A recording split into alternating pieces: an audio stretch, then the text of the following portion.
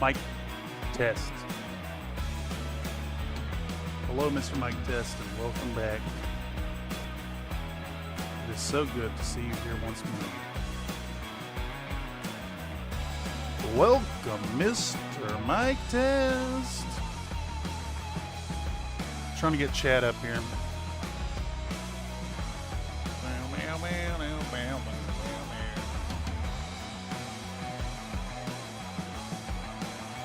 Trying. Oh, I forgot I have ads on. I gotta skip the ad. I gotta skip the ad. Alright, switch over to all messages.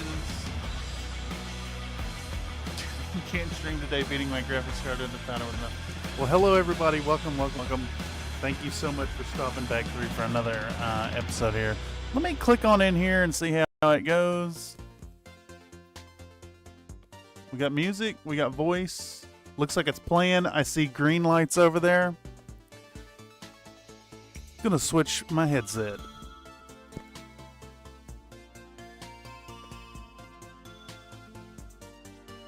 Okay. Hola and bienvenidos a mi transmisión espectacular. Me llamo Cameron y soy el chico de campo en la ciudad grande. Y este es Country Fried Minis. Hope you're all doing well today. I am dreading this today, to be honest. So, let me preface today's episode by talking a little bit about the lack of motivation in projects, especially when it relates to commission work. After that first episode of working on these mechs, and then the subsequent problems we've been having trying to get this stuff to work, trying to make our projects go forward, I have really lost a lot of enthusiasm for this project. And that's what we're going to address today. We're going to have a nice relaxing stream session. We're gonna assemble, we're gonna prime, we're gonna put some paint on these boys and kind of, deal with the whole issue that arises in many folks' projects wherein the motivation is gone, the enthusiasm is gone, but we still have stuff to do. And that's what we're gonna work on today. So we're diving back into these here melee boys, the Rasalhague Lance. We're going with the kind of urban camo effect here. So I'm going to be painting more gray. We might dive into painting the red today, but I think we're going to start out with cleaning up these extra mechs. So I was speaking to my client about the project, and we increased the scope of it. This is going to be a Comstar level 1 type battle formation, basically, or having options to swap out in between sessions. So we've expanded the original set, which was supposed to just be, it was these 4 and the Berserker, which I printed the wrong Berserker and now have this new version. My client preferred the MechWarrior Online type build. So we've expanded to a Berserker. We're tossing in a Scarabus, and this is I think it's a Brian Bonsai kit. So first things first, we're going to assemble this lad, and then we also have this Stormbringer, which is a White Rook Studios exclusive mech.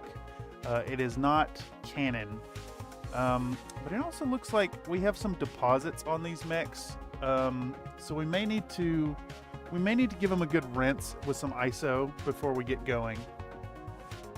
Popcat, yes. So, howdy, welcome everybody. Thank y'all for stopping through. We're gonna take a nice relaxing evening. We're just gonna paint, talk about whatever comes to mind. If any of y'all have any fun ideas, fun things to share with chat, fucking toss them in there. Otherwise, I hope you're out there with your own hobby projects going on, and I'd love to hear about them as we go. Anyhow, without further ado, we need to clean these these resin deposits off these mechs. They got pretty bad. So we'll toss these hussar wings and these 2 mechs in here, and start cleaning. We'll do a little model cleanup, little model assembly. Might as well just clean all of these while we're at it. Let's see, did the Scarabus end up with bits? No. What about these bases? Also no. The bases are going to be like lava field, cracked up lava fields, which will be really fun, I think. The mouse is temporarily relaxed. Ah, yes. My mouse is sitting over there. It's actually the mouse that I picked up. Ah, shit, I shouldn't have used this. This is my clean ISO. I have a tub of cleaning ISO here that I should have used. Oh well, just gonna have to open a new one. It's also a chance, well, I was gonna say it's a chance to try out our new nylon brush, but actually this is a little too stiff, I think, to clean these parts. So we're gonna use this, let's see, this is a medium toothbrush.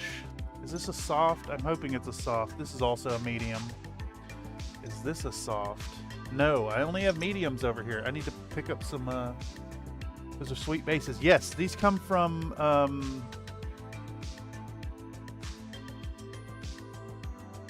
Mortimer Bombito, I think. They've got the built-in hex markings, and they've got the cracked surface in like a suitable scale, and there's a little bit of texture on them. Like some of them dip down, some of them come up. They're not just flat surface, so they should make for some really interesting, details for these lads. Okay, so this is a step for resin prints that, you know, should really be undertaken. I mean, honestly, this is a step for just about any model, especially cast ones. Take a little time and clean them up. Not always going to be doing this with ISO, of course. We're using isopropyl instead of warm soapy water here to remove the resin bits. Those bases look really cool. Also, welcome, Zach. Yeah. I think they were the right choice. I recall discussing the project, talking about potentially doing a lava field, and I think a lava field will do really well with these mechs. Unfortunately, I am woefully behind on this project just because of, you know, complications in life, complications with projects on the channel, pouring so much time into the Titania editing, which is up to 30 distracted hours, and we're not even close to done. And then, of course, like I said at the beginning of the stream, I kind of lost enthusiasm on this project.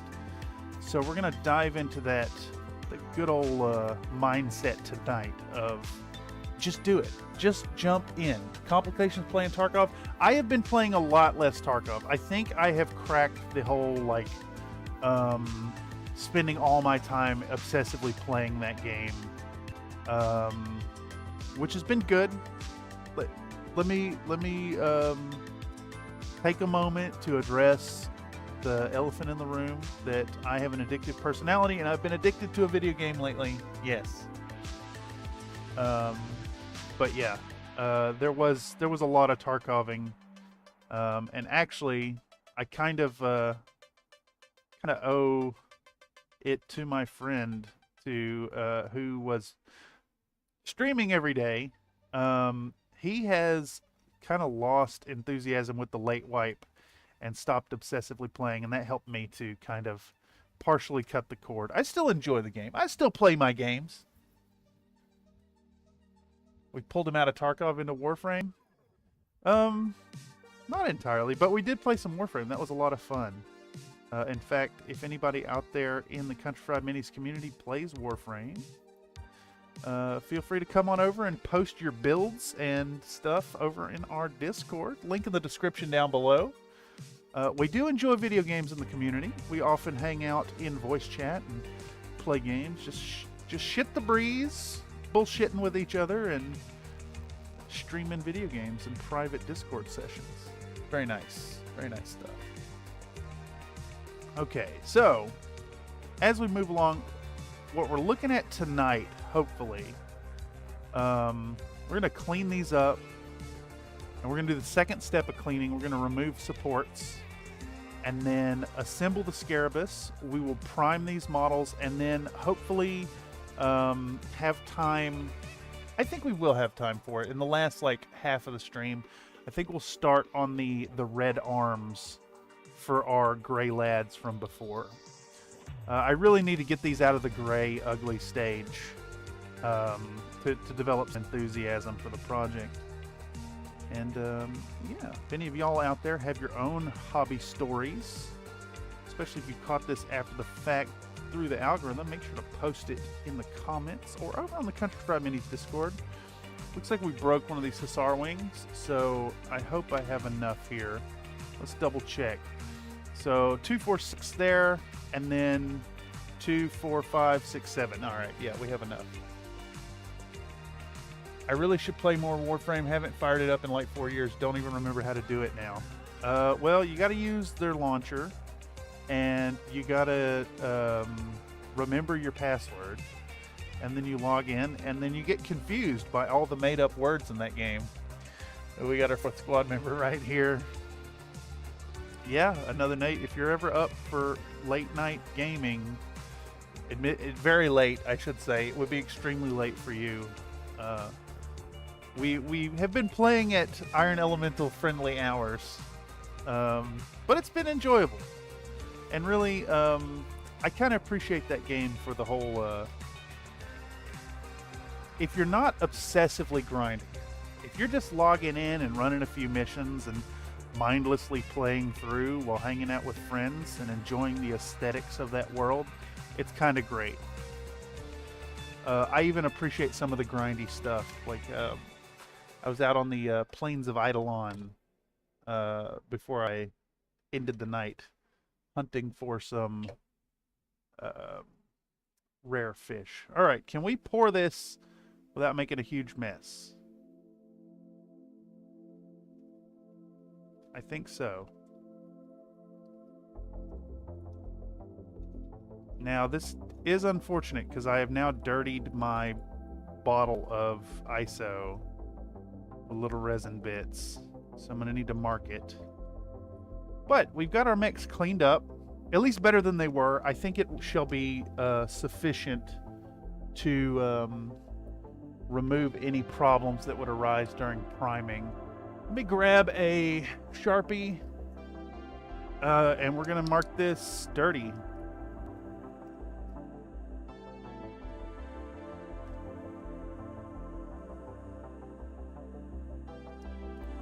All right. Excellent. Zach P says, I tried to get in Warframe like 4 different times. I just cannot get past the first few intro mission laws. Just seems so overwhelming. Yes. Warframe is interesting in that, like, it tries to be like 5 or 6 different games at the same time. It's, for me, it's more of an aesthetic thing. I like the whole Beetle Punk aspect of it, but admittedly, I like Tarkov better. Though that has been something that's getting obsessively played, and I need to work on that. Okay, so it looks like we still have some deposits here, but I think, honestly, they should mostly lock into place. I don't think they're affecting the detail, and I think once those are hit with a primer coat, they should come out, or they should not come out. They should stay in place. But we're going to give these mechs a little once over and look for little bits of supports that we can remove. These are printed in that new resin that I've been using, the Soraya Tech ABS-like. Very good stuff. Actually, highly recommend. There's another one I need to try out that was recommended by a subscriber. So I can't remember the brand. Something or another water washable. I just haven't picked up any yet. Here we go. We got another support in the leg. Pop that off. Let's see here. I think we might ought to... I can't tell if some of these are support marks or surface rivets. That looks like a support mark. That's definitely a support mark there. It almost wants a rescribe. We'll do real quick. Okay. Hope that's decently in focus for y'all. I haven't even thought to look at that. Let me go full screen here. Full screen projector. There we go. It's wild. This little monitor I use is in 1280 by 720 resolution, so it's actually kind of hard to see what's going on at times. Can we get this a little more lined up? How's that? I think maybe we need to rotate this thing a little.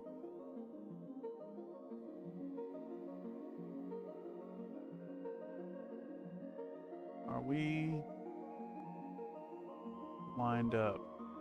I think it's about as good as it's going to get right there. Is it focused? How focused is that? We can zoom in and check it. We can zoom in and check it. Let's pop open the Brio Control Center. And if I go all the way in, I should be able to see...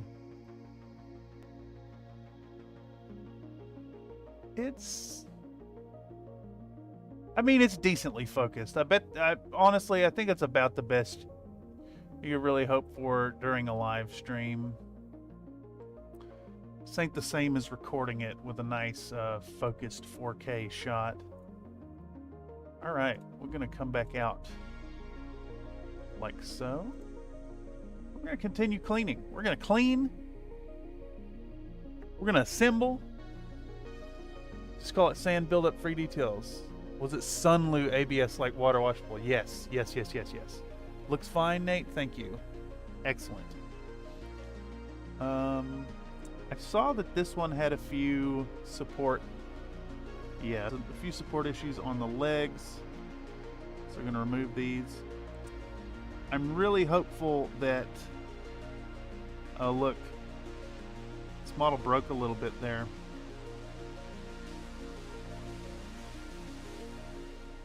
Something happened.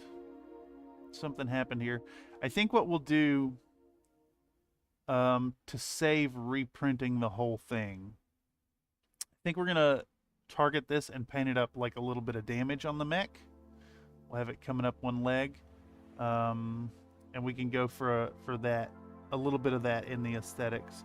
I think the supports may have just like not done this mech any favors, unfortunately. It may have been angled strange.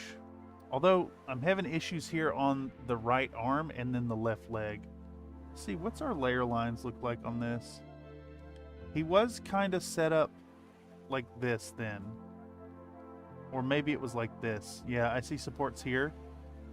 So it was kind of angled like this, which explains it. Yeah. We had some issues here with an overhang and then some issues here with an unsupported ledge. I didn't catch those till now, but I think they're fine. I think they're not bad enough to be hidden with some clever painting. It's not affecting the structure of the mech. It's still going to stand up under its own weight. It's not going to create any extra breakages. I think it's fine. Now, this guy also had like a anti-missile system, I thought. Maybe not. Is it in my tray here? I thought we had a little AMS.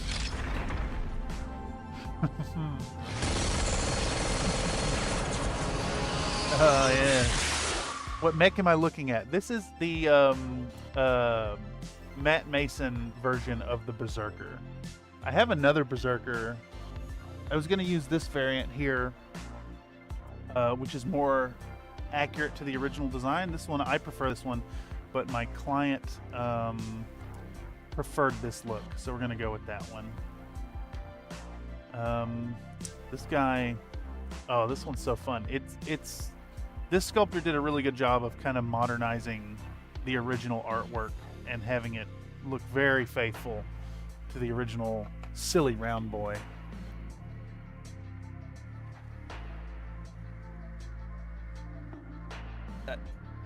Okay, so what? Yes, all right, it works. Battle damage will be cool. Excellent, excellent, excellent. Tossing out points. Thank you, another Nate.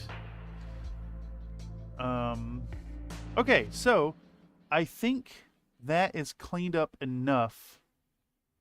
I'm not seeing any obvious problematic spots. So let's move on to, let's clean a little bit on these Hussar wings. So these mechs are going to be urban, like kind of splitter camo, with red arms. I want to do like kind of a faux bloodstained look on the melee arms, and then we're going to put these Hussar wings on them. That one is also busted. Yeah. Does that mean we have exactly enough? All right, I better not break any more of these. If we do break them, they're easy enough to replace. I think these things might be GW 3D scans, now that I'm really looking at these. It's a little bent. I think we could maybe soften that up. Let me grab a lighter. More of a cleaver. The Matte Mason scope has such a tiny little light. Yeah, it's kind of like built in. Super relaxing RSC files for using this as a fall asleep audiobook. Yeah, that's exactly what's going on there. All right, we're gonna hold this and let it set. I know it's not thermoplastic, but this should do the thing. Hot water. Yeah. If it doesn't, if this doesn't hold it, we'll have to do some hot water during the break. But I think that'll do it. Okay. Pro tip: keep you a Bic in your hobby corner. You never know when you're gonna need one of these. I'm not a smoker, but like, it's a good thing to have around. All right, so let's continue almost with, where are my files? I'm dropping things. Get out the Army Painter files and let's start cleaning up these bases. We need 6 of them, and I think one of these had a weird edge. That one's fine. We'll do this. We'll do the clear pile over here. That one looks okay. There's a little bit of a dip here. I think we can solve that with sanding though. This one looks acceptable. That one's acceptable. This one has got a little bit of a warpage there. We may not use that one unless we have to. That one's great. Yeah, we're gonna have to. Check it out. This one has a really bad edge right there. So of this print, I want to say I did 10 of them. 1 completely failed and 3 of them were unacceptable. But we can use these for texture palettes for preparing dry brushing. I have matches and a small candle for that. Gives me both hands to bend stuff while heating. That's a really good idea too. I keep a candle up here somewhere. I don't see it now, but I'm claiming I have one. Is it up here? Yeah. I also keep a candle ready to go. There's also a good pro tip. Thank you, Iron Elemental. I have learned annealing resin prints helps with structural integrity. What do you mean annealing resin prints? Describe your process, please. All right, so we're gonna just try to get this base nice. Oh, fuck, I forgot. Hold on. Hold your horses, Cameron. I bought sandpaper. I'm so excited to use it too. I can't believe I've gone so long without sandpaper.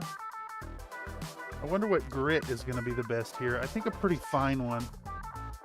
This is probably too much. This is up to 240. What are you?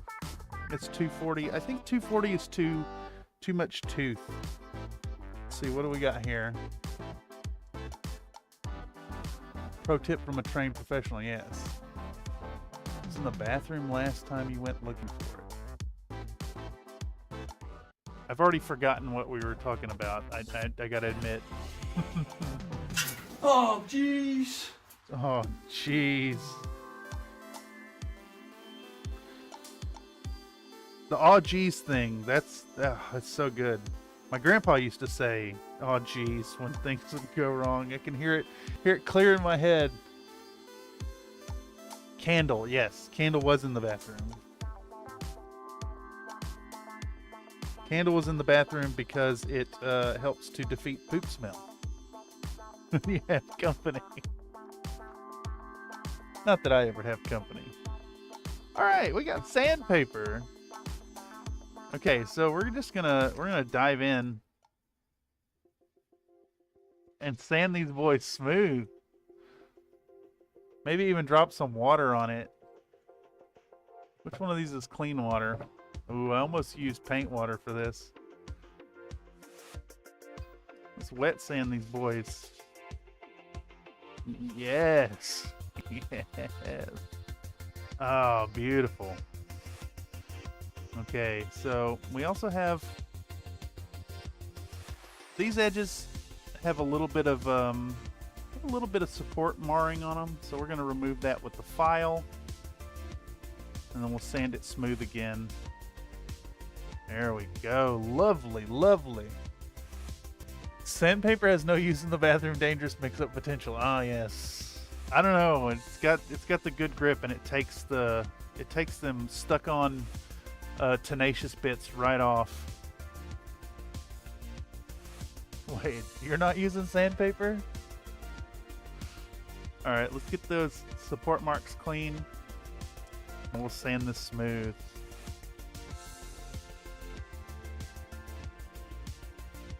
Lovely, lovely, lovely. Get a little circular action to it. Ah, yes. I like it. I like it a lot. Okay, next up. So first we're looking for the support marks. We're going to take our nice little flat file, just rinse and repeat. We're going to sand that smooth, perfunctorily. We're going to give this a little spin. Paint Wawa be fine for wet sanding. Paint Wawa be fine for wet sanding. Shanding. Shanding. I don't know about shanding. Alright. Let me get some clean water on this. I'm not about to use the paint water for that. That's nasty. Okay, so we need 6 bases. And I think we've got 6 bases. The sandpaper will help us flatten out the ones that have a little bit of a bow. Some of these surfaces are a little bowed out. I don't know if y'all can see that at all. Probably not. Very slight bow to it. Just give them a little spin. A little spin on the sandpaper. Very nice. I think I paid like $3 shipped for this little pack of sandpaper. It might have been a little more than that. It was cheap. I remember it being cheap, but not quite as cheap as it should be for what I got. Probably be better to go to the hardware store, but it was a good variety. And quite frankly, I'm lazy. Anytime I can order that shit from Baba Bezos, you best believe I'm gonna do it. He may be a scumbag bazillionaire that flies dick rockets into the sky. But his scummy company sure does make things really convenient. That technique is called lapping, by the way. Lapping. I am lapping my bases. Thank you for the vocabulary. Me gusta mucho aprendiendo palabras. Sí, me gusta mucho.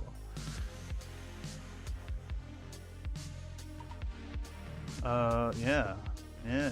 I likes it. Thank you. All right. Excuse me. I'm trying to lean away from the mic like I do over there to cough. But that didn't work. So I apologize if I just coughed into your earballs.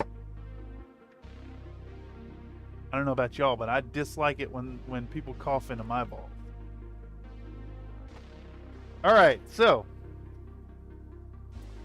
we got gluing to do, and I think we can reuse this here cat girl sticker that's already crusty.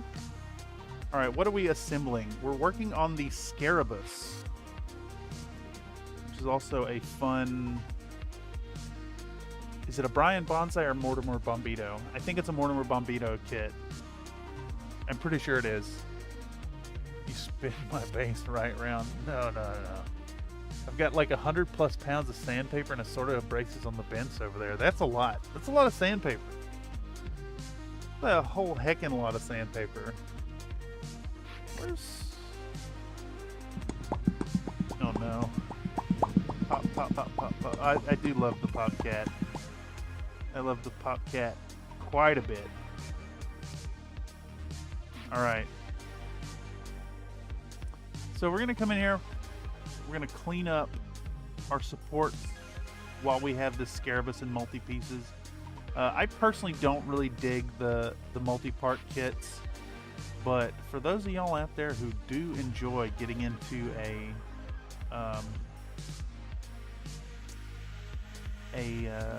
assembly, a full project, these kits are really good.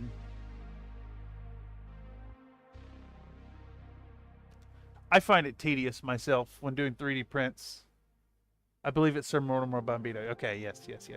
Cat girl eating all the fluids? Yes. This is a Canopian cat girl too. You can tell because she's got her performance clothes on. She works in one of the pleasure districts. And by pleasure district, I mean, you know, the place where you see performances. Not what you're getting.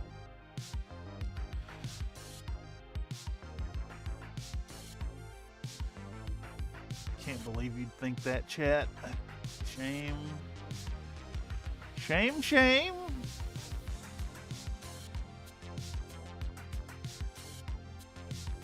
All right. That is pretty decently cleaned up already. We have a little bit of a malformed print right here on the ball joint, but that's going to be hidden, so we're okay with that. We want to clean up the side of the arms. I think I could have done a better job with some of the support application. I do a mixture of auto supports and my own manually placed supports. Alright, that's getting good cleaned up. Does the head have any marring? The head has some support marks underneath, but I think those are going to be nicely hidden for the most part. So we're not going to worry too much there. How about this arm? Arm has some marring right there, so we'll use our triangular file and we're going to just gently get that nice and smooth. Now, I also want to take a moment and file a little material off either side of this connection. I generally find that the anti-aliasing of parts when doing resin printing makes them like a few microns bigger than you'd expect, so they tend to not fit. They tend to not fit. Yeah. And see, we get a little play there now, and that'll help us to pose the arm and get it working nicely. Excellent. What's going on here with this?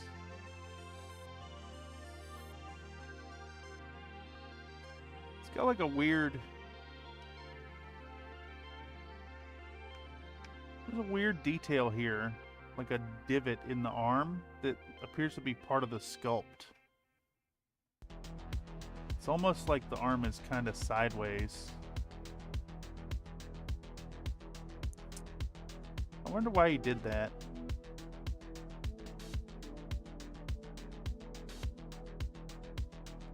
Also, are we missing an arm?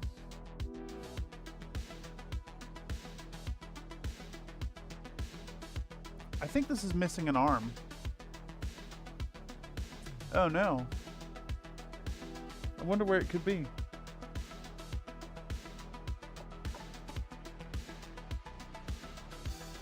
I think that's it there.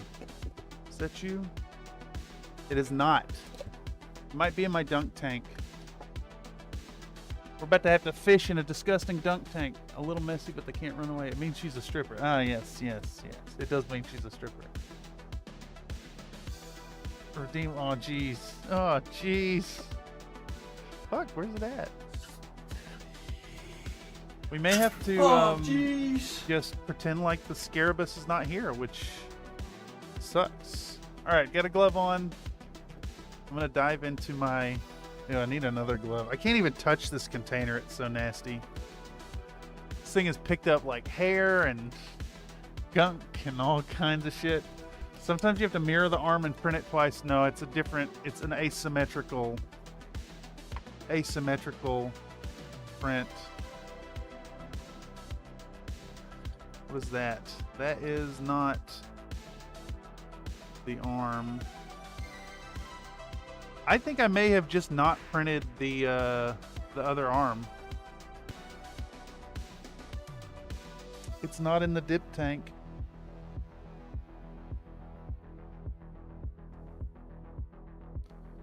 Yeah, it's not here. I don't see it on the floor. I don't see it over here. That sucks. Okay. All right. Well, that's phooey. Alas, alack and alay. We don't have the arm for the Scarabus. Okay, so I'm not gonna sit here and dwell on it. Let's move forward. That really sucks. Can you throw nasty gunk out and add the new dirty alcohol? Where am I gonna put it? Where am I gonna put the gunk? Mr. Mental. Where do you propose I throw out my nasty gunk? Did I really just not print the thing at all?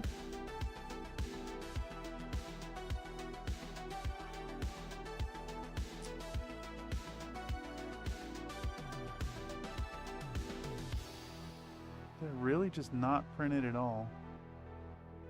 Oh, you know what it is? I know what it is. You're right, Nate. You're right. I didn't mirror this part and print it twice. That's all that is. I didn't mirror the upper arm and print it twice. Because this arm is the hatchet and then the elbow and then the upper bit.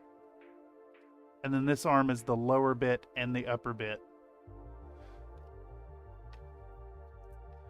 You know, I know this is my fault here.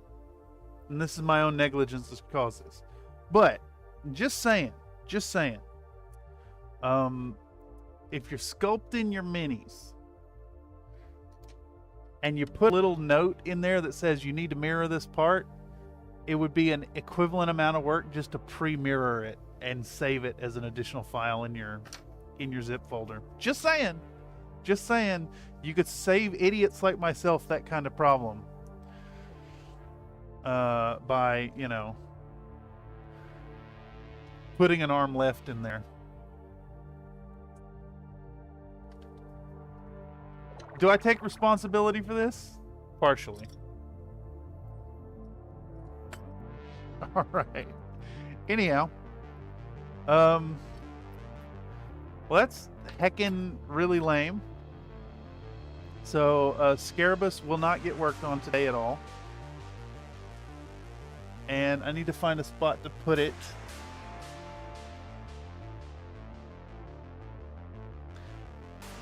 I mean, in all actuality, I could have printed it and knocked it off the desk at some point. I have picked up and moved things 20 times.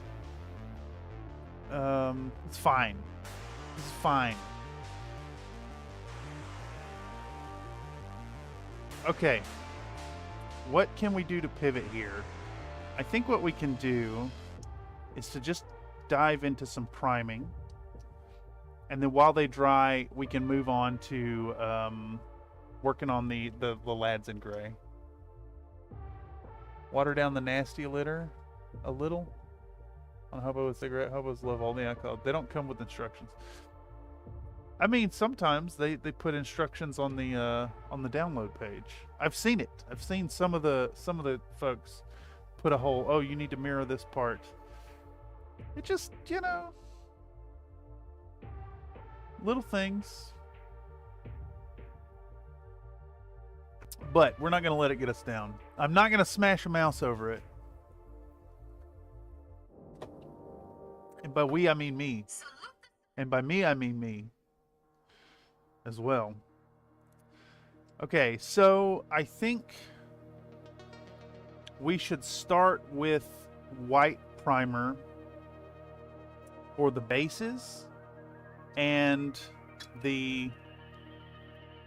What is this part? That is to a different mech.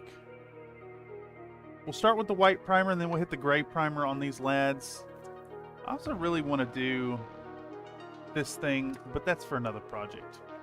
It's not bloated any more than it already is. Alright, so I have the spray backer. I have a little bit of water. A little bit of water left. My spray out pot is all the way on the other side of the room. So we're going to deal with that. And I'm going to have to hit the BRB and go grab that. So 1 second, y'all.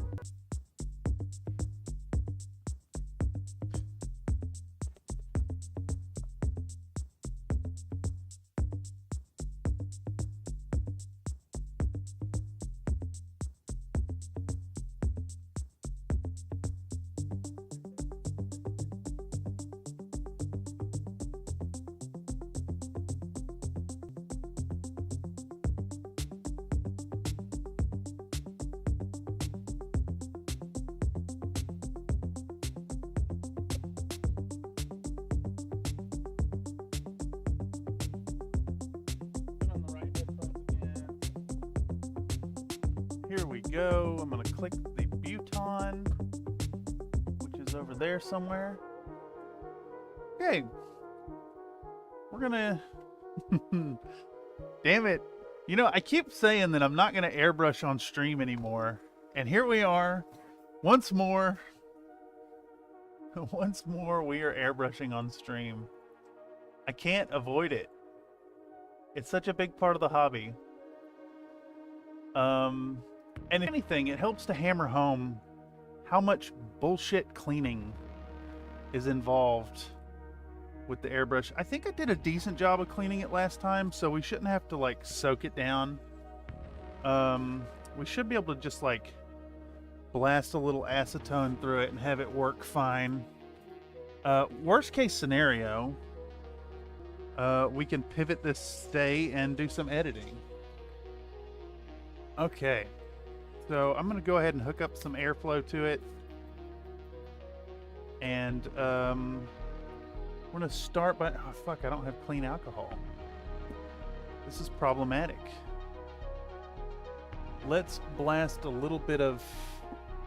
You know what? Let's blast some LAs through it. Blast a little bit of LA's Totally Awesome through this thing. Which is only partially dirty from paint. It's fine. Just a little bit of pigment. Just a little bit of pigment suspended in there. It'll be fine. This is pure LA Totally Awesome with basically some blue paint from Something I was painting on. All right, now our needle is frozen. Unfortunately, I keep forgetting to pull the needle out at the end of the project, like I usually would. Yeah, there's some crusty stuff going on there. Let's blast a little bit of LA's through it. It seems to be moving all right, at least.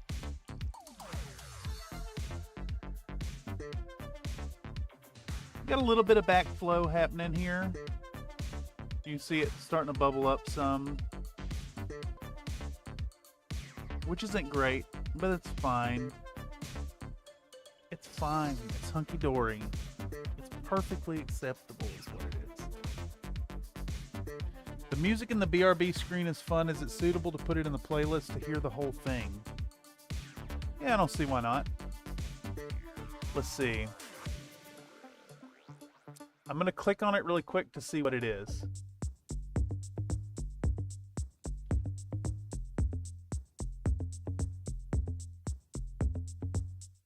Spiegelstadt Inner Zusammen. Spiegelstadt Immer Zusammen.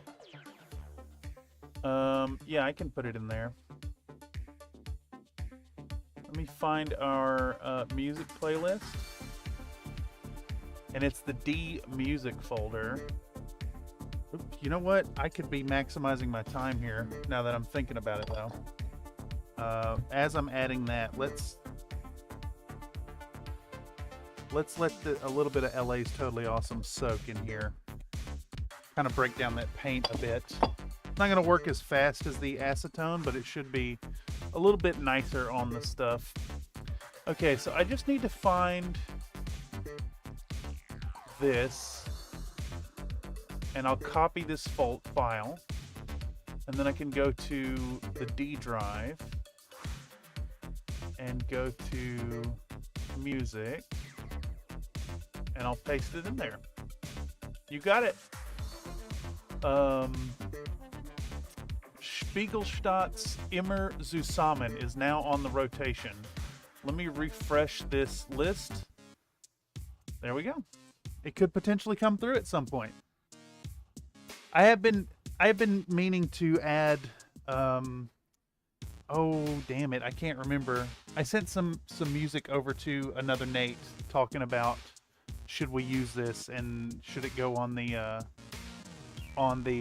playlist. I can't remember the artist now, but I've been meaning to expand the music library by basically everything by another artist. Yay, nice. Yeah, exactly.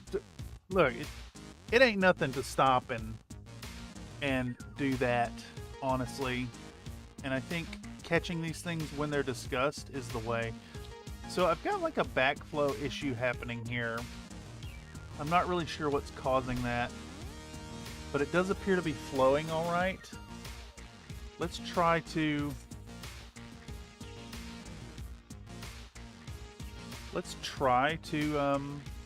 pull this apart on the front end and see if we can't suss out where the issue's happening. The needle does have some caked on paint, so we can clean that with acetone. I just want to get this front end off here, and it is pretty damn locked on, unfortunately. So let's do a cap full of acetone. See if we can't soak that tip enough to get it moving. Enough to break it free. And I said, yeah, we'll dig through messages now. Yeah, it's no pressure to look that up, Nate, but yeah, I do want to add that artist. Okay, we can at least get the tip off here. All right. Is our backflow problem coming from right here? I don't think so. So it's going to be coming from right here. Oh, there we go. Popped it free. Excellent. Is our backflow problem happening right here? Is it the cone? It could be the cone. It could be the cone. Probably not the threads here. The bowl looks pretty clean. Clean enough, at least. So let's clean our needle with the acetone. This is something I actually recommend doing with your airbrush that I neglected last time. When you're done, pull the needle out. Put it somewhere safe,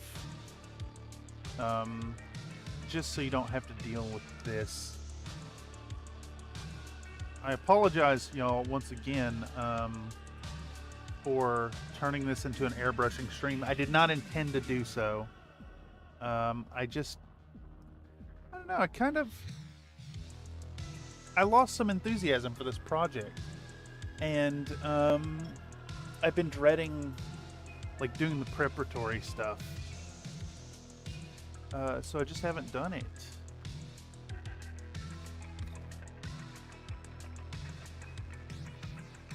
But this is the part of the stream where we clean the airbrush. I swear every CFM painting stream has become Airbrush City.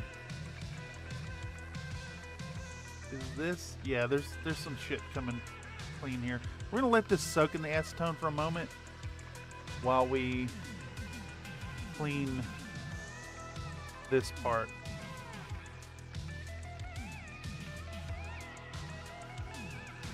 Okay. I think it should flow enough to go once we get this cone cleaned out. So I like to get the acetone in there and soaking, and then we're going to use the needle itself to kind of scrape down the sides. Ah, see, there we go. Nice little minuscule chunklet of paint. And unfortunately, that tiny little, like, 1/3 of a millimeter sized piece is probably enough to really upset the flow on this project, or in this airbrush. All right, so we're gonna put this whole thing back together. There we go. Stick it on the front.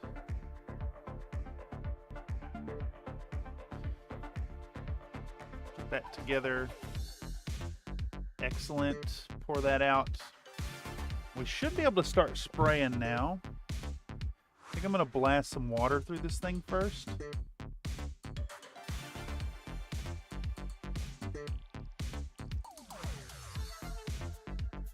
Yeah, there's still some LA's Totally Awesome in there. It's gonna affect our paint. Must have been a chat link, nothing in DMs. Yeah, I think that's correct. I think it was. We were hanging out one night late. It might have been just us in one of the chats. I can find it at some point though, for sure. Thank you. All right, so let's open this valve. Let's blast some clean water through it.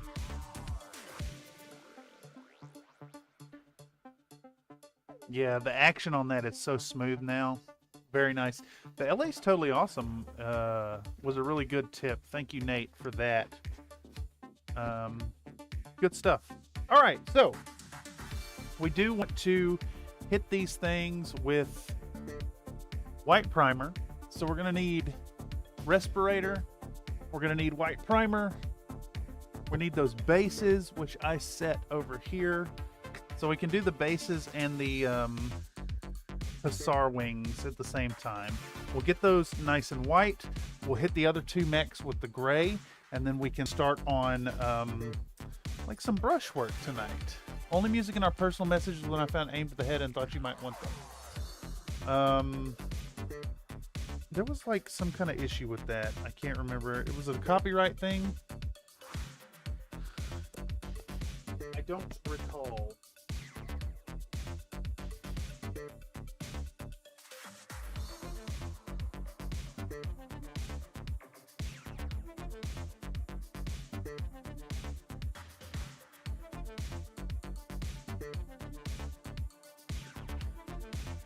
I could always go back through the, it was like right before the Urban Mech video came out. Everything going smooth over there? We still green? Yeah, it looks fine. Alright, so, I'm going to put at least one glove on, take my hand.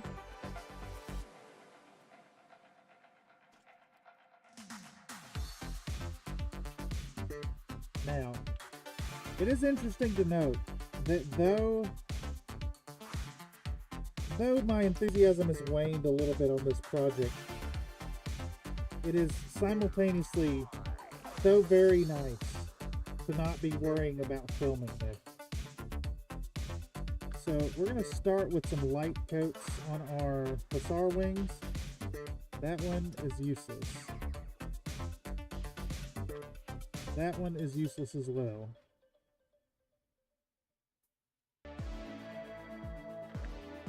Now, if I recall correctly, these hussar wings took a whole bunch of coats for some reason.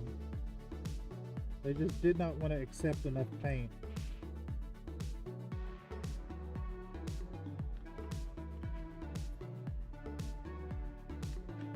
We're just gonna work through these a little at a time.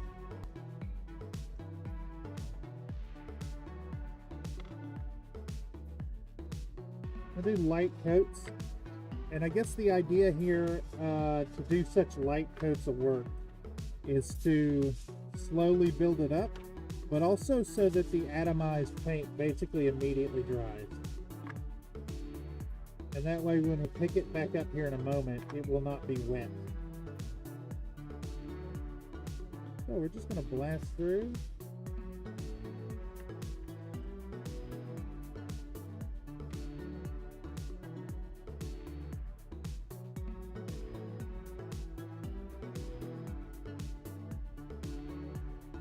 I should have really blue tacked these with something, or used some double-sided tape or something.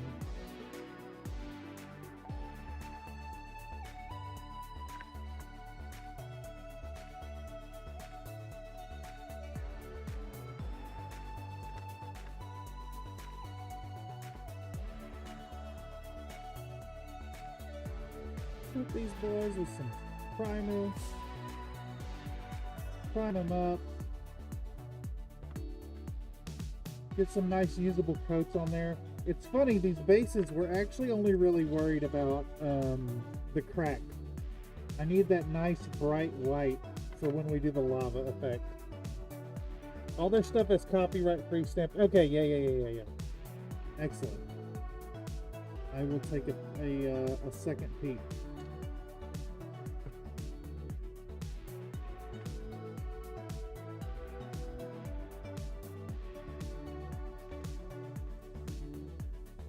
I need to look at some of those copyright-free stuff. I've been struggling lately with white bad audio. Carl Casey has changed kind of the terms of his copyright-free. So it's copyright-free, but you need to credit it now. What the fuck is this? This airbrush is splattering. Oh no! Made a dang old mess all over me.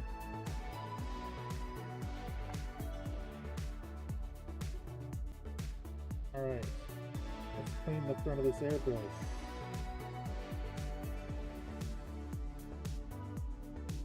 Oh, it's bubbling at the bottom.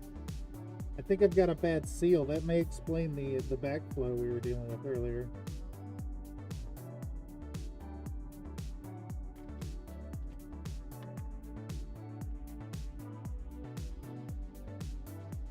These are very hard to hold on to for some reason. My fingers will not grip them.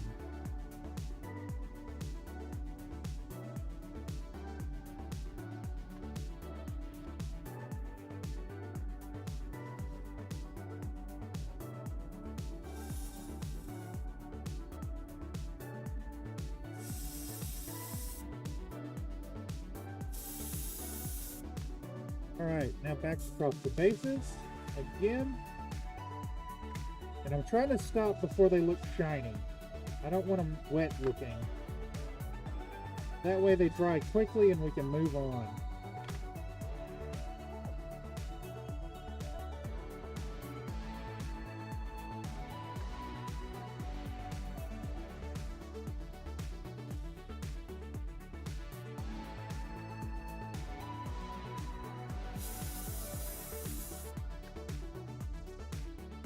Hey, there's my friend on the Harley with the fucking loud ass system going by. Man, noise cancellation doing its job, that too. That is really fucking loud.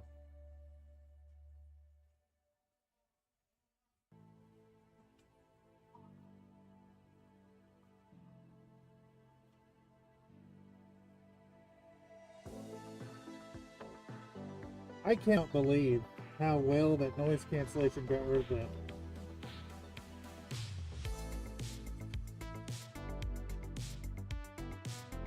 The guy's a fucking nuisance.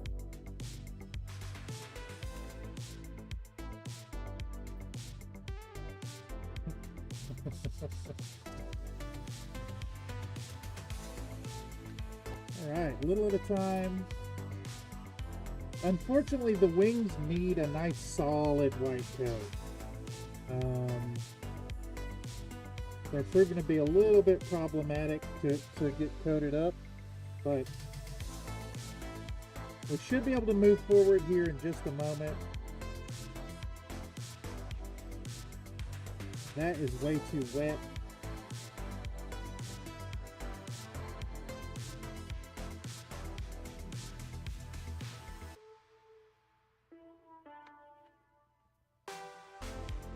The coverage on this white primer is really bad. But when you do get a full coat on and it cures up, it really bonds onto the paint really well. So I can't hate on it too much. That's too wet to spray again.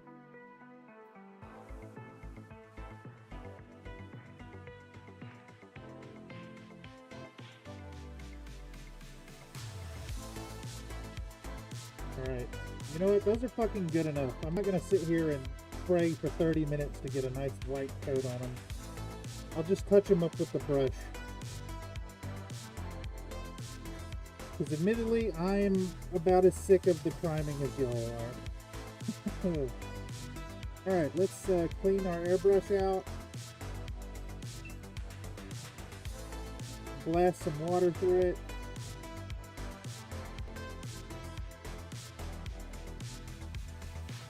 And actually paint.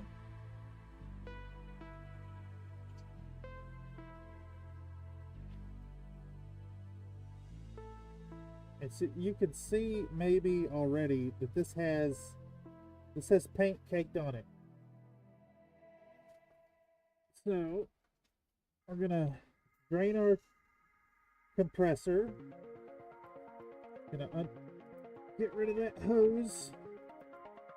I'm gonna move this boy over here and do another wipe down with some acetone.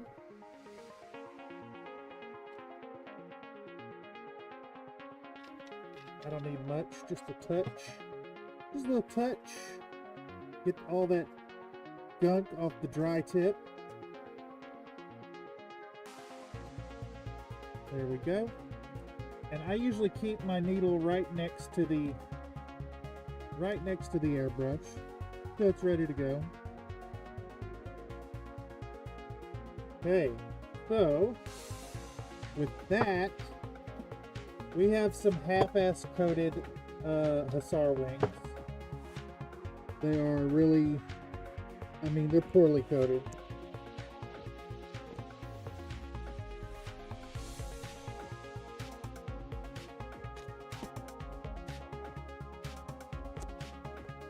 I'm gonna have to sit here and spray them for another 15-20 minutes to get them to actually take a solid white coat, because this shit is really, really transparent. There we go. We at least have these bases somewhat ready. I sprayed a couple of them too heavy, so they're wet, which means I can't spray them anymore till they dry. And my fingers decided to let go of that and throw it across the room. All right.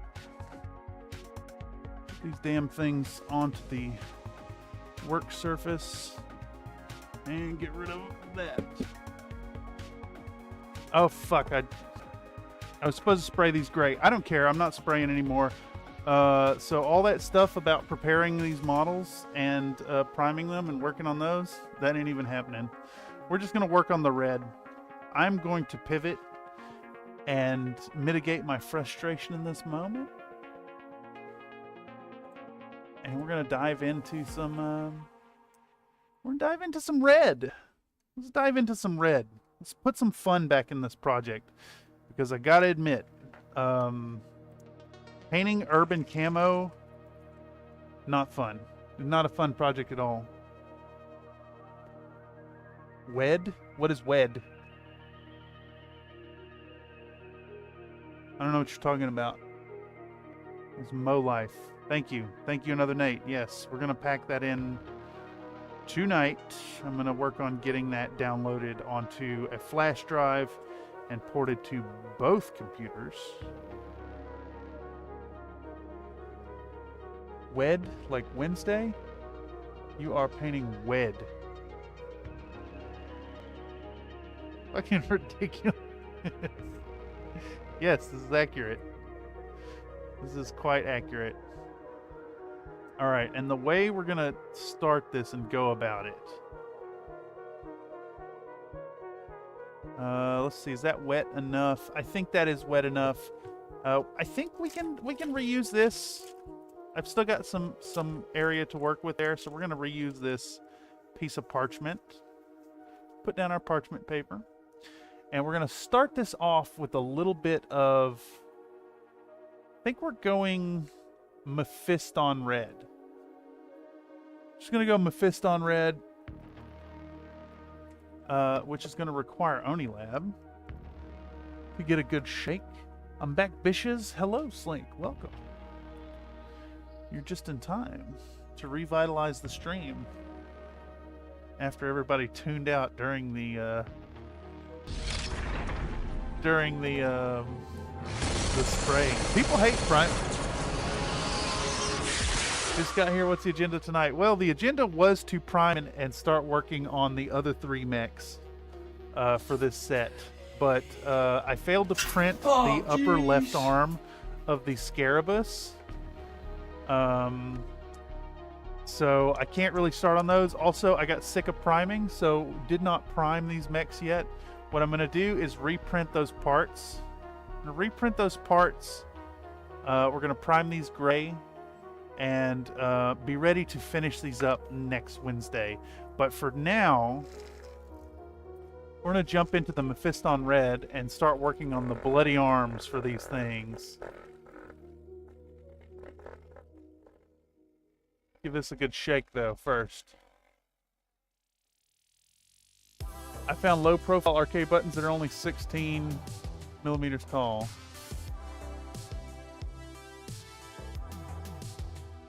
Why, yes, Slink, the majority of individuals here would be indeed classified as Bishonen. I don't know what that is. I don't know that term, another Nate. Not aware. Where's my, I should have a little container of toothpicks somewhere around here. For some reason, it's over there on the table. Can't explain that. Alright, so we're going to get our toothpick out. Toothpick serves as a nucleation site for pouring. Makes it a little easier to flow our paint to where we want it to land. Now this is Citadel Air paint, so it's already a little bit thinned, but I think we're going to thin it down even further, even though we're using it as a base coat. But we're not going to overdo it here. Clean that off. Bishonen, Japanese for boy. No man has ever regretted shaking one too many times, but every guy has regretted one too few. What was the saying that Stephen King would use in his writings again and again? No matter how much you jump and dance, the last 2 drops always go in your pants. Always. It's the universal law of having a penis. Okay, so we get a little water in there. We're gonna grab our big fat 6 brush to mix this stuff up, though there is a big chunk of something in there. What's going on here? What the hell is that? A gigantic flake of something in my bristles. Gross. I think it is crusty paint. All right, so we'll thin out this paint. And what we're gonna do is just hit these lads.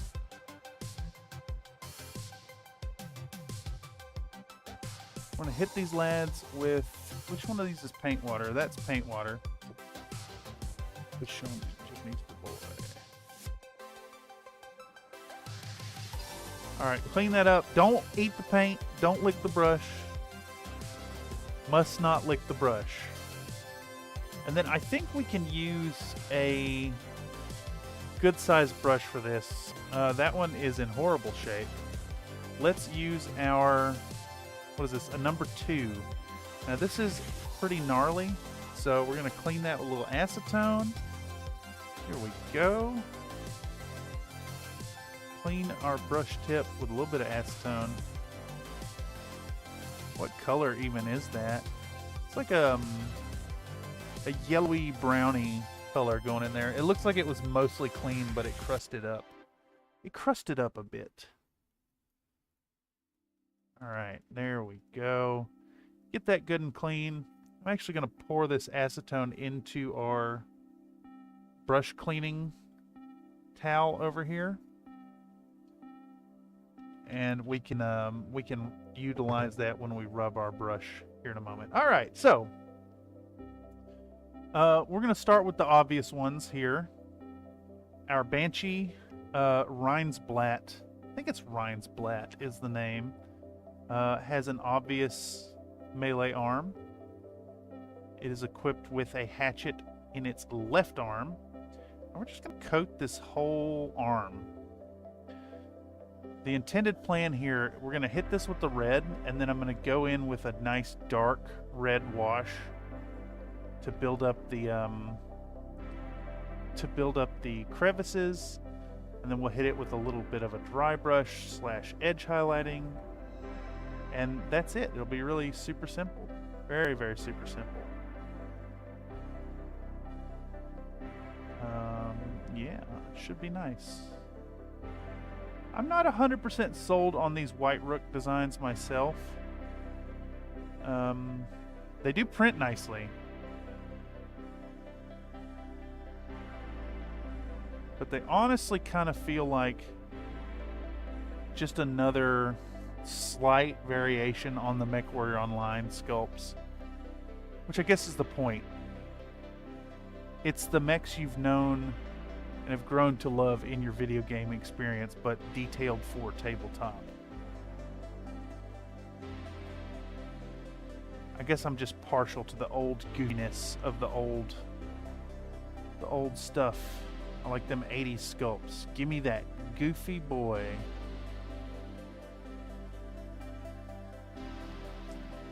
All right, and we're not even worried too much about getting spillover on the joints here.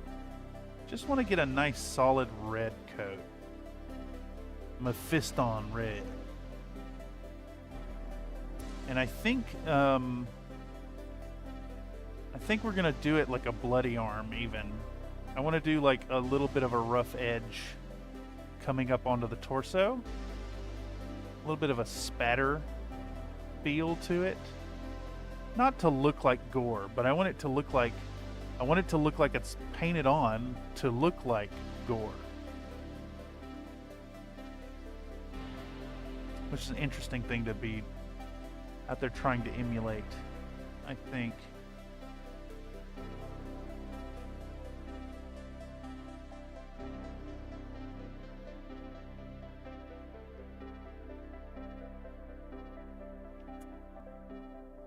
So these mechs were modeled off PGI art, but at miniature scale details. Yeah, that's what it looks like to me. Some of them are not.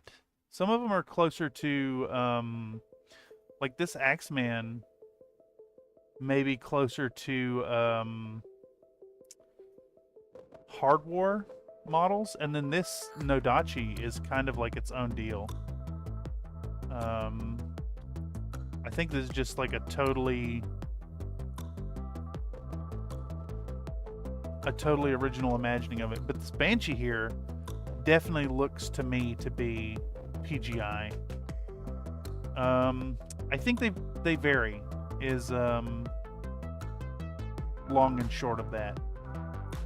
It's White Rook Studios. I know they have like a subscription that you can do, but I ended up picking these up individually. They are, I want to say like $6 or $7 per chassis, and they were on sale too at the time, which was really nice.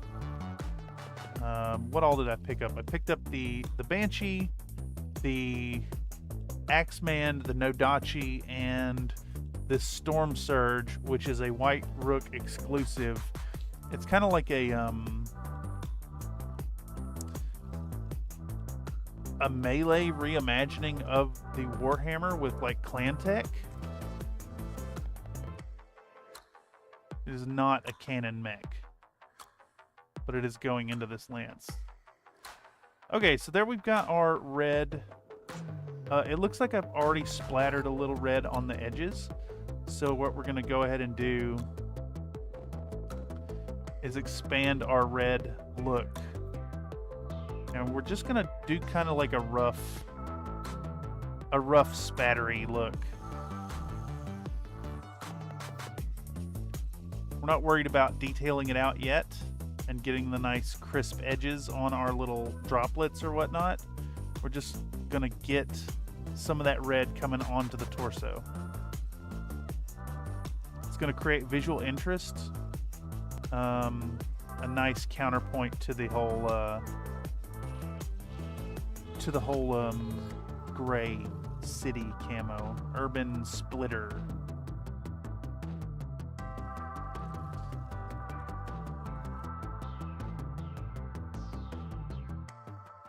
Just gonna get it on there. We'll come back. We'll do a second coat in a while. I want to start with just getting some paint on there. This is a very thin coat, so we're going to have to hit it twice. But yeah, there we go. This is the first one. Next, Nodachi is obvious as well. There's no ambiguity over which arm has the weapon. I think I'm just concerned about the Axeman. Since it is modeled holding the weapon in both hands, which is not how a hatchet works. It also has a mace. And I think the same with this Nodachi. Like, I don't think they actually wield a mace normally. Now that said, I think if you're playing with the Storm Surge anyways, you could make these into custom variants and utilize the hatchet, the mace as a mace, which I believe is a Solaris weapon. It has a different profile to a hatchet. Honestly, the melee weapons they don't really vary all that much. Like a sword is not all that different from a hatchet. I know there's some small differences, but it's not like using a buzzsaw or a wrecking ball. Those things have their own rules. They're underwhelming even. Iron frame? Yeah. There we go.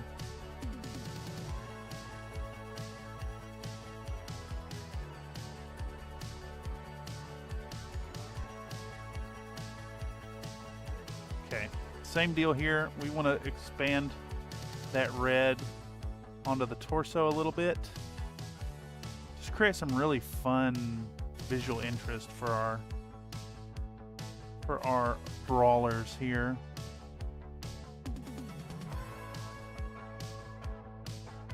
Not too far though. I want it to be somewhat restrained.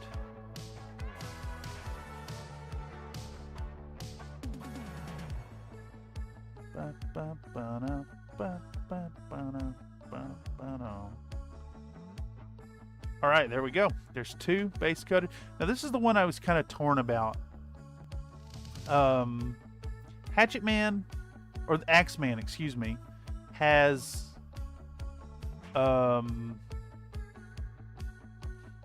it has its hatchet in the right arm, I believe. Let me double check. Let me double check on Sarna. So I'm not 100% sure if we're going to go with the correct arm being painted red, or we're just going to paint both on this one. The Steiner Nodachi actually does use a mace. Is it a variant, or is it just like a quirk of the lore there?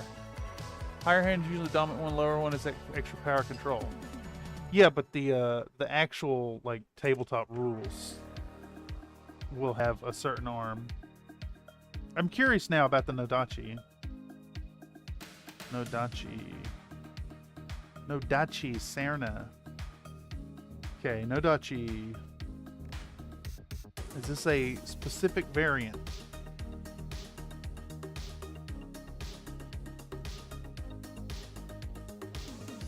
NKO. Here we go.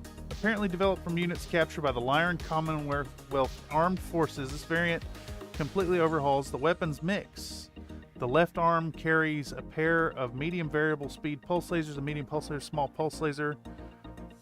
Two side torsos equipped with small laser, medium pulse laser, ER small laser, while the head mounts an additional small laser. The sword on the right arm has been replaced with a battle mech sized mace. So this one's actually geared out for it. Interesting. Very cool. That's a lot of lasers. There's a lot of lasers on that Nodachi. Cool. I didn't know about that variant. Now let's check out the Axeman. I'm fairly certain the Axeman is right arm. Axeman is right-handed. Yes. So, I guess since you're here, Zach B, so we're definitely going to do the proper arm in red. But I'm kind of torn between doing the one side red, and then because it's modeled holding it in both arms, doing both arms in blood red. Let me know if you have any thoughts on that.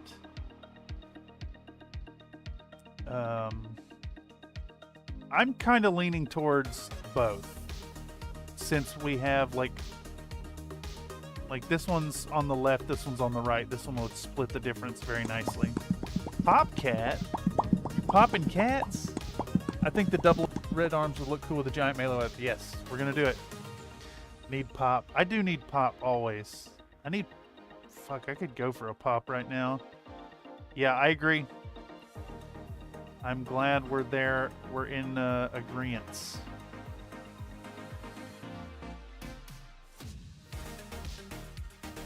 Yeah, it's funny. This project, like conceptually, is really neat. It's very fun. But I have discovered in painting them that painting splitter camo really sucks. And it has sapped a lot of joy out of the project here. I think what I'm going to try to do is find some time to work on these lads over the weekend as well. That way when we jump back in on next Wednesday, we're just doing the final touches, and I can have these done and in the mail next week. That's ideally.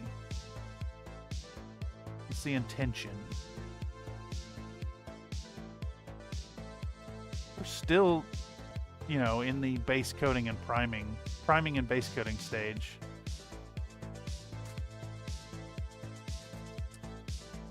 But that is due to, you know, just not making time. It's interesting, y'all, that with all the streaming that's been happening and all the feverish work on the Titania video, which is no closer to release, it's been very difficult to make like office time outside of office time, if that makes any sense.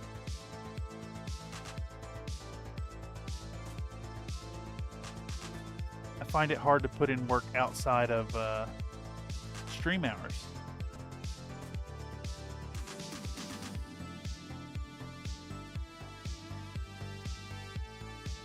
That's kind of what today's about. It's kind of what today's about, though. Diving in, working on a project when you don't really feel like doing it. Just hunkering down. Alright, we're going to do the same treatment here. We're going to have this arm spilling onto the sides. This one will be... I think we can have a little more fun with the spatter pattern on this one. Since it's got that nice big flat surface to work on. But I don't want to overdo it. Again, I don't want them to look like they're covered in gore. I want them to look like they've been painted to look like they're covered in gore.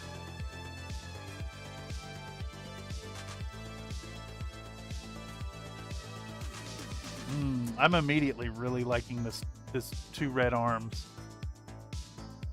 I might do my Vega mix that way. That's fucking cool. Maybe like red arms and a red head, perhaps. Then again, I did them the other way around. Well, no, I guess not. My last Vega mech I painted, I went with the Draconis red chassis and then the like off-white head. It looked really good.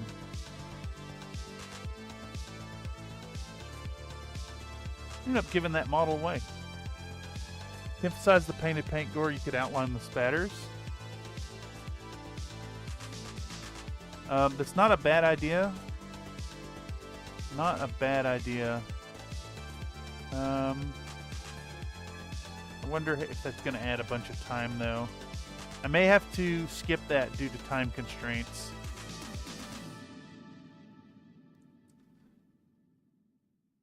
It goes back to that whole, like, commission thing where you're finding the right balance between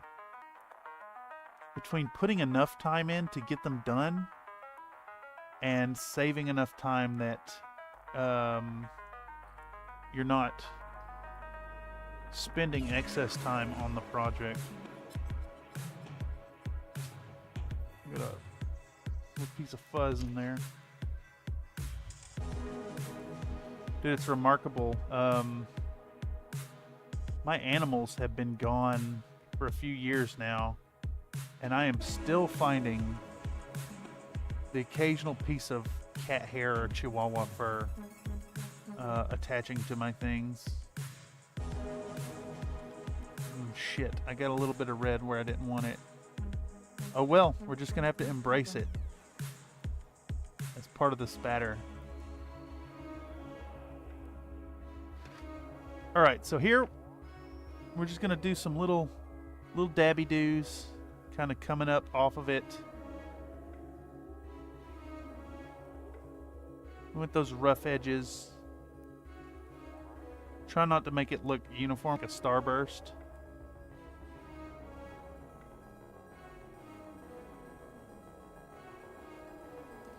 There we go. Excellent. First coat there. Now, while we're at it, while we have the red out, what we're going to do is we're going to take these hussar wings and we're going to paint the frames red. And we're going to be really, really careful to not get that red onto the feathers themselves. Which is going to be tough.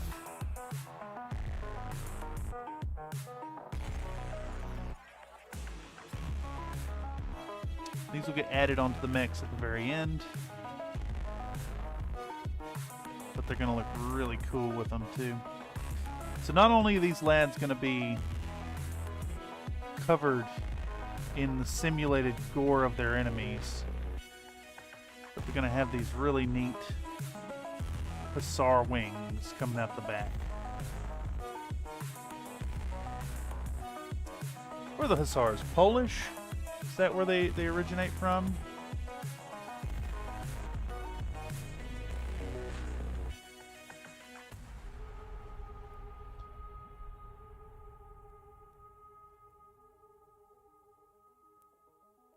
Pretty sure that's what I recall.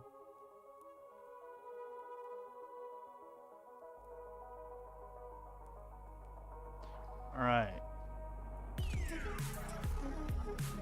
Just real carefully do this.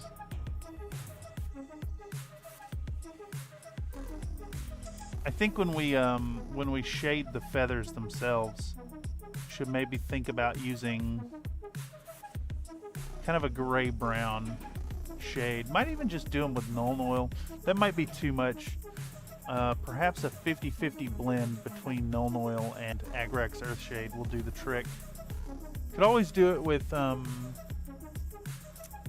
can't remember the name of it, and I don't see it. Could always do them up with the, can't remember the damn name of it. Like Skeleton Horde, but the Speed Painter color.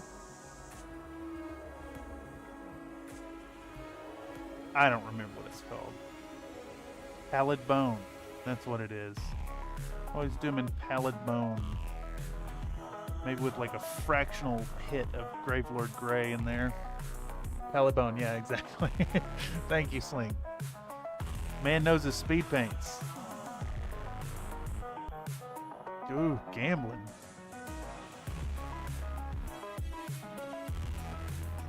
All right.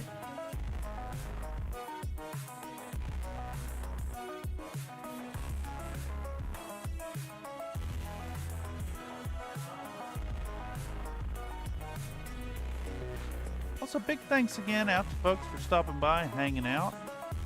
It's meant to just be a nice, relaxing paint session. A little bit of music, a little bit of color going down, a little bit of chat.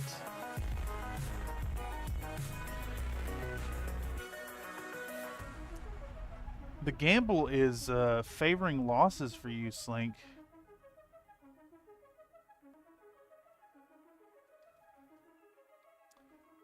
It's hard to see you losing out so much. But hey, them's the rub.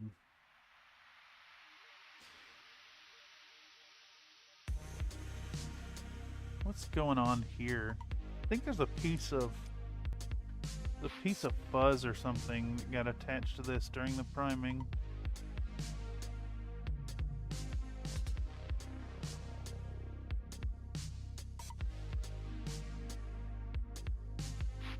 Did that get it?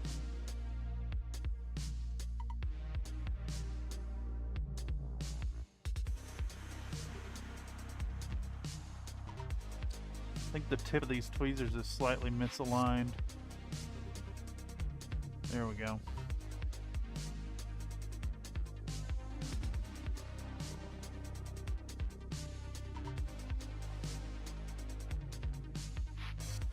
All right. This is nerve-wracking.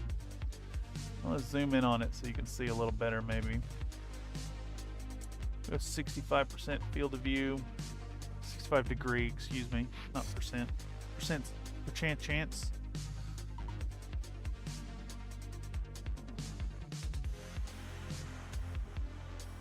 Just really trying to get this support fully red without hitting them with feathers. Unfortunately, any red on those feathers is going to be really tough to deal with. Red's not a super strong pigment, but over top of white, it's a nightmare to go back and cover up. Nice wet blow.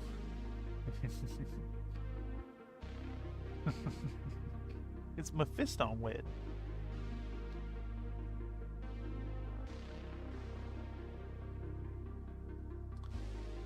I do gotta admit that this stuff does go on really nicely over a white base coat. And we're using a pretty big brush here too. So I'm trying to, go fairly quickly at it. So we got 3 more of these to do, and that is just the base coat.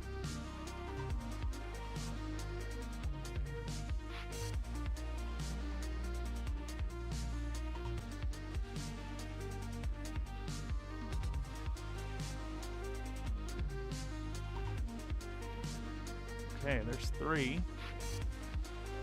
Oops. I left a little bit off of that one. Right at the base. Okay, next. I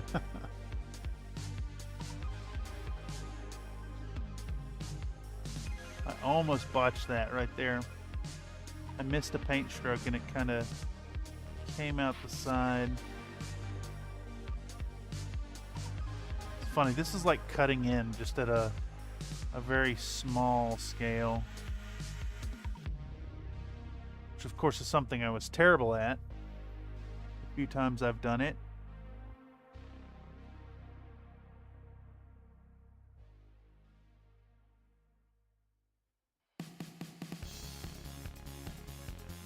Mad respect to folks out there who do renovative painting. Cutting in is damn tough work. Nerve-wracking. And on a large scale.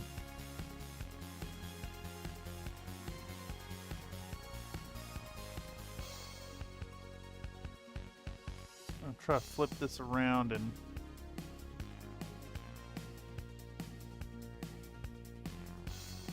do this without screwing up.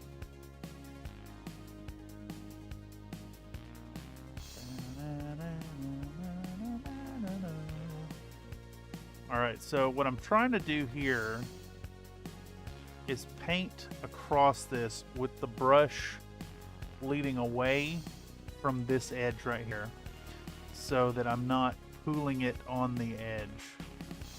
A lot more control of where the paint bead stops.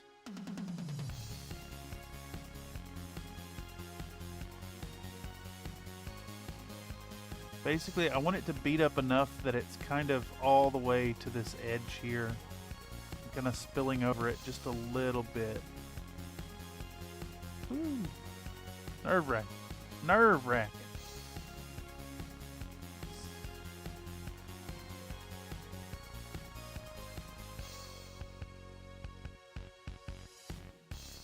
It's funny, if this wasn't white and red, I'd honestly just paint the whole thing red. Or if the other color wasn't white, I'd just paint the whole thing red and then go back and cover over the red. Damn, gambling big. Gambling big. Holy shit, where'd you start? You started at 80, and you're up to 103. Oh wait, that's because you use a different account when you're in the shit, if you will. Piece of fuzz. See if we can peel that off. I love when you get a little piece of fuzz stuck in the prime job. It's very nice. Very, very fun.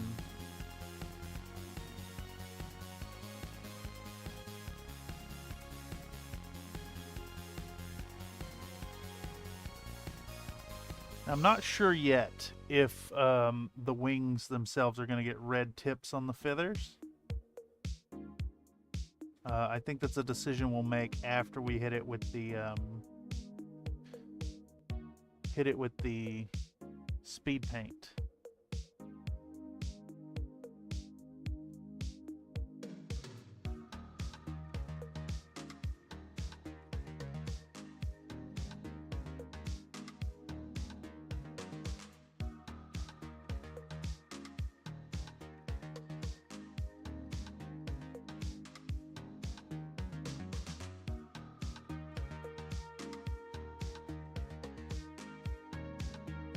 Go.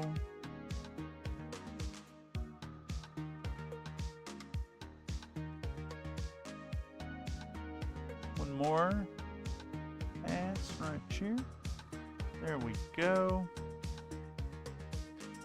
That looks decent. We'll move on to the next one. It's such a transformation, just so quickly. You know, I'm looking at these things, and I think they're all bent the exact same way. I think whoever scanned this part. I'm assuming it's a GW scan. It looks like it's the kind of loss of detail into the feathers looks like it's a 3D scan GW part. But it looks like their original part may have had that kind of little bit of a curve in the support structure. I may have to go back and correct it on all of these.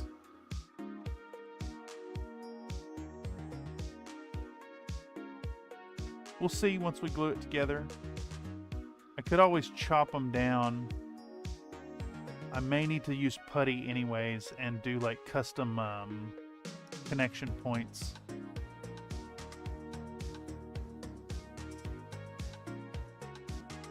It's actually a really bad time to discover this since I'm putting paint on them, but it'll be fine.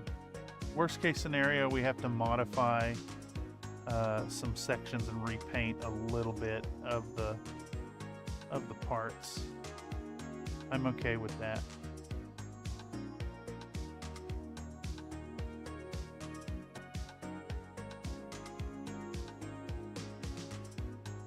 Okay, there we go. 6 of those base coated.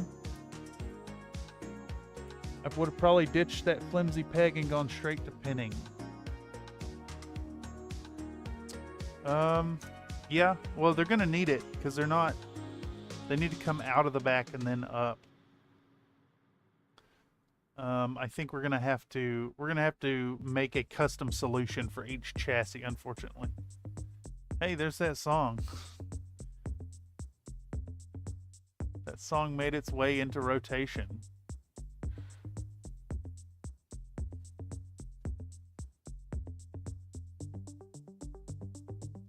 This is Immer Zusammen by Spiegelstadt. I realize I don't have an album art for this song either. I need to fix that. Alright, so now we're just gonna, now that we've applied the red once already, we can just go back in and hit it with Reckless Abandon and slap a second coat right over top of it. We have our guidelines of where we're painting.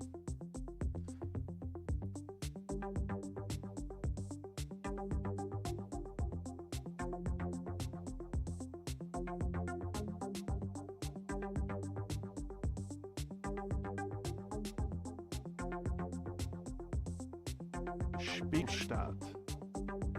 Wonder what that means.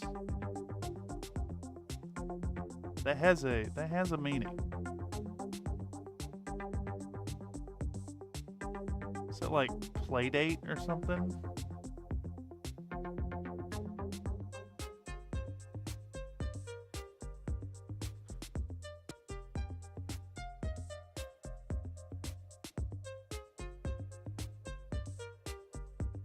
Okay, so we're going to take a moment here and we can start to refine our little spatter pattern a bit with this second layer.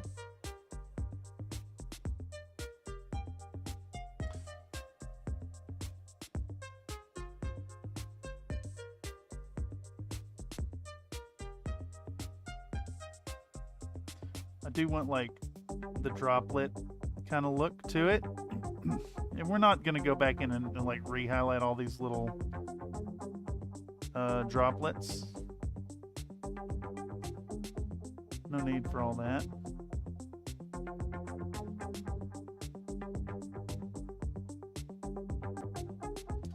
We could also very easily overdo it here. We kind of want to have a reserved approach to this. There we go. That's enough on this guy. Looking good.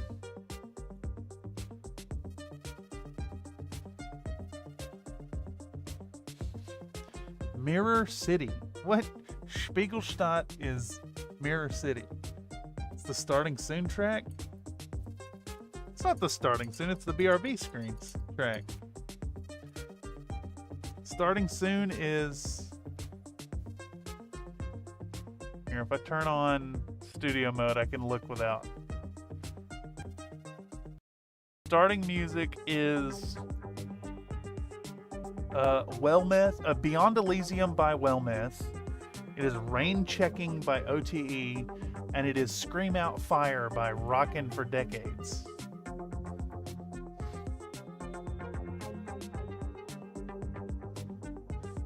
Wait, who's the starting soon? Oh, I can't remember. There's a different one for the streaming on the other machine.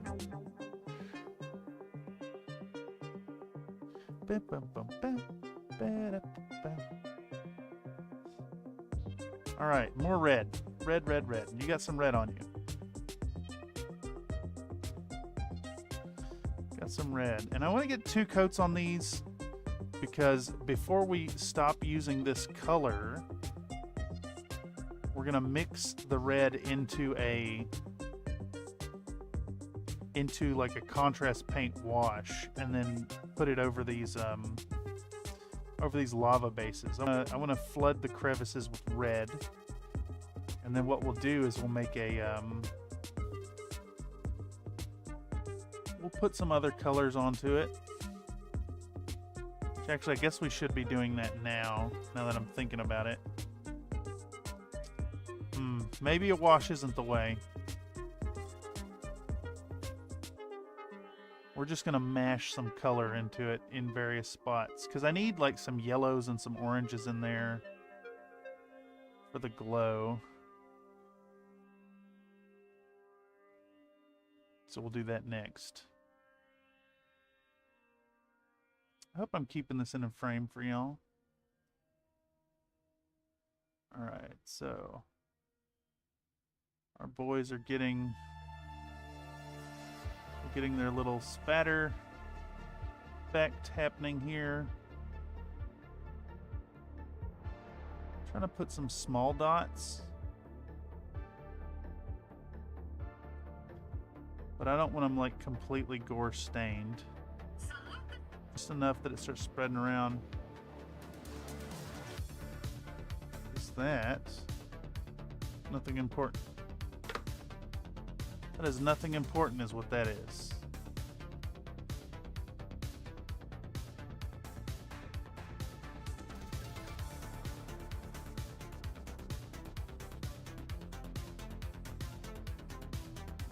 That is the Xfinity app, hostile, pushing basically ads to me through notifications. I had to install the Xfinity app to set up my router.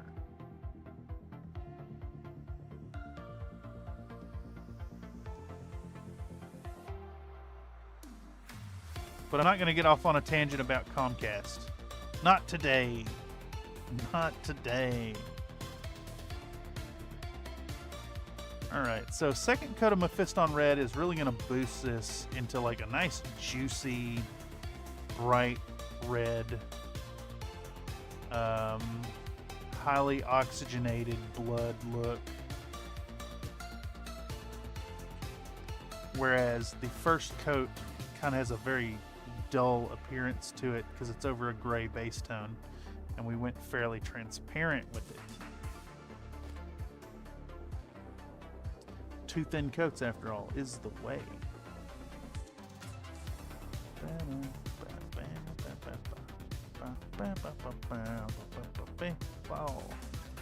Getting some red down.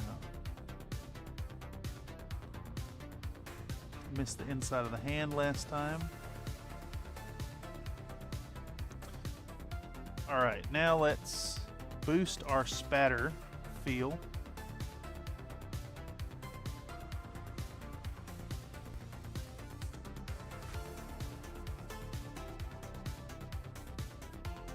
Just little dibble dabbles. Little dibble dabbles, little dribbly doos.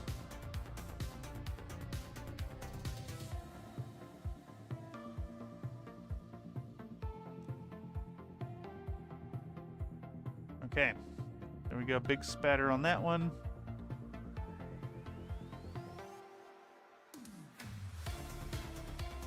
You know, I could move this palette over here and I won't have to keep reaching across myself. All right. I like that the red parts are going to be very straightforward to highlight up, while also being a complex pattern at the same time with the spattered edges. Yeah, these are going to look great.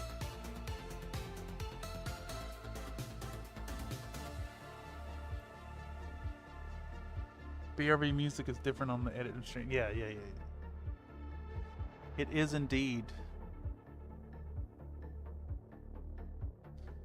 Though, I guess it is worth mentioning now that we're using the network device interface to do the paint stream.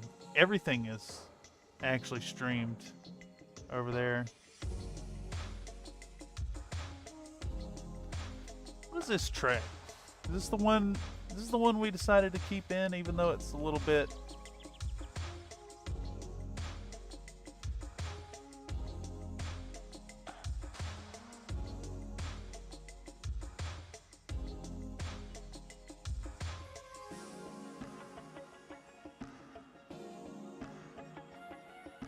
I'm not 100% how I feel about this one.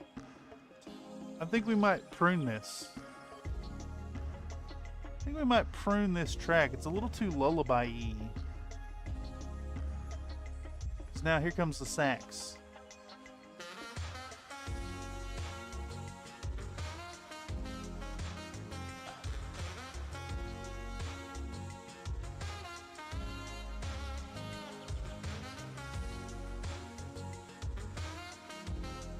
All right, chat, this one's in your hands. Do we prune Lupus Nocti's Solitary Moments from the playlist?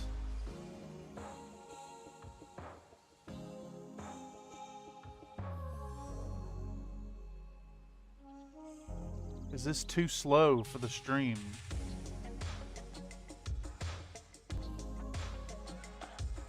I know some people out there fall asleep to the Country Fried Minis streams, which I love, but that is not what we're trying to do here. Is not the intention.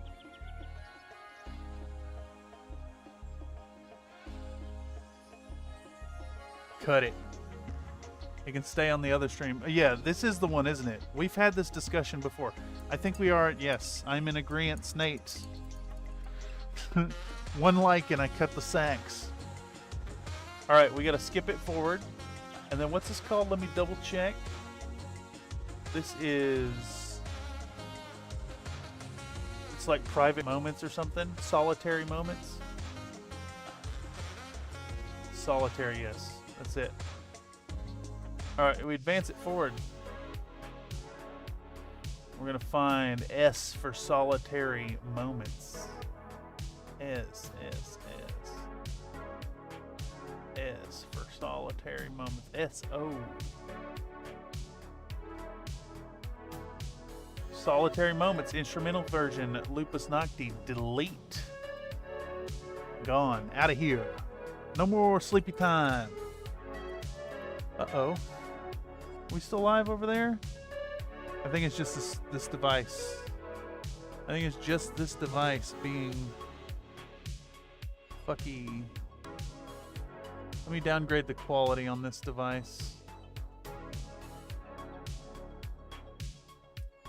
Advanced, let's go down to 240p. Is it working? Is that working? Is it live over there? I think I've got some latency, some heckin' latency is what's happening here. Oh no, I'm seeing spinny. Is it YouTube? Here, let me check real quick, y'all.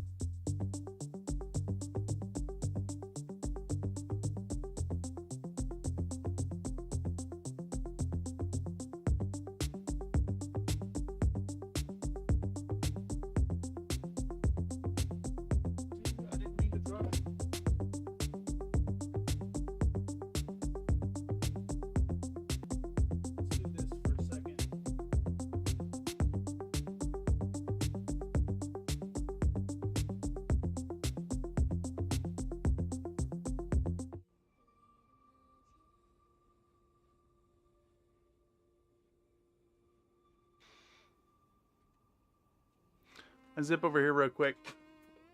All right, so y'all can see right here at the bottom, right here, we're down very low, very, very low.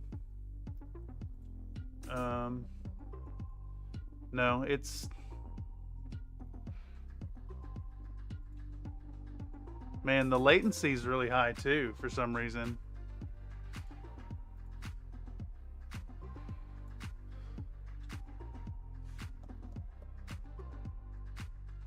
Let's see.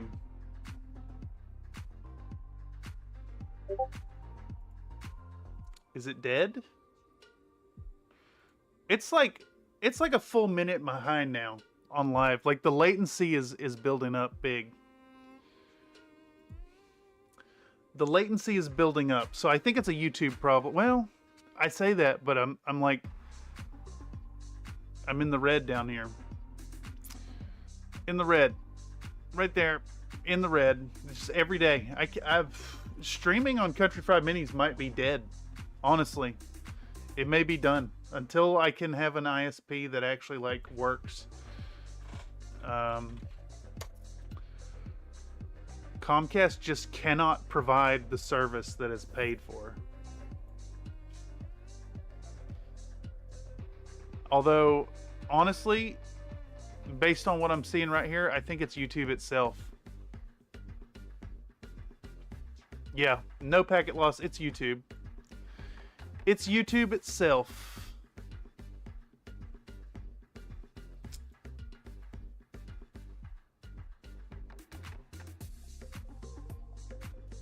I mean, you say undead, but it's pretty dead. Like it's working, but look, error. Not receiving enough video to maintain smooth streaming. Let's see here. Task manager. Is the computer just dead? Nope. Nope, it's YouTube. And you know what, y'all? I am sick and tired of fighting this. I am tired of fighting this. I'm tired of every stream doing this.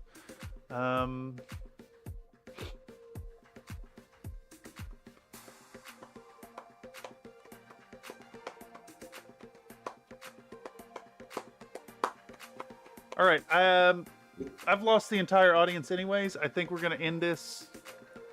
Yeah, thanks internet. Anyhow, we got a little progress forward. I gotta reprint those models anyways. So I think what I'm gonna do is I'm gonna get some chow. I'm gonna dip into some editing tonight. I'm gonna finish painting up over there here in a moment before I jump over into any kind of voice chat here on Country Fried Minis Discord.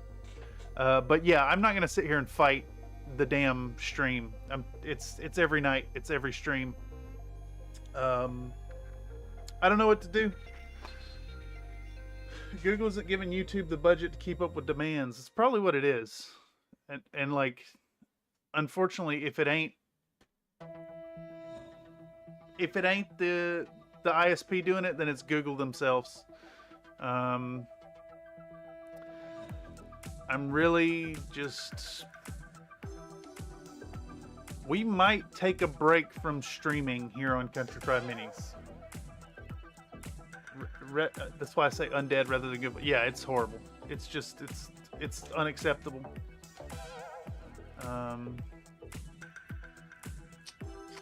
Let's see, can we adjust like the bitrate or something?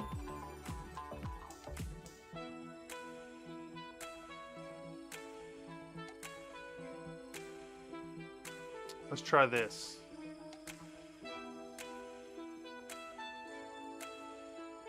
See if that...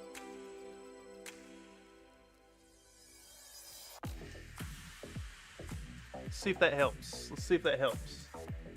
See if that helps. No, it's sucking butts. It's sucking on butts. The crazy thing is seeing this latency. This insane latency. Like, it's... I don't even know how to adjust that.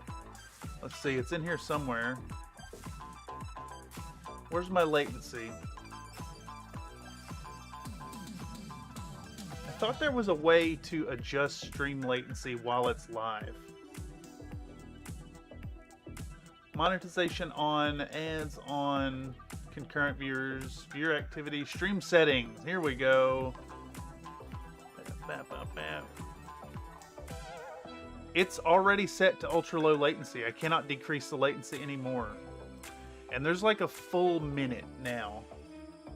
There's like a full minute of latency between what I'm doing live and seeing happening here. Let's listen this back. Yeah, this is horrible. Alright, yeah, let's call it there, y'all. I think we're going to cancel Country Fried Mini streams for a while. Maybe the rest of the month. We'll jump back in for Tabletop Tuesday or something, but I need the break from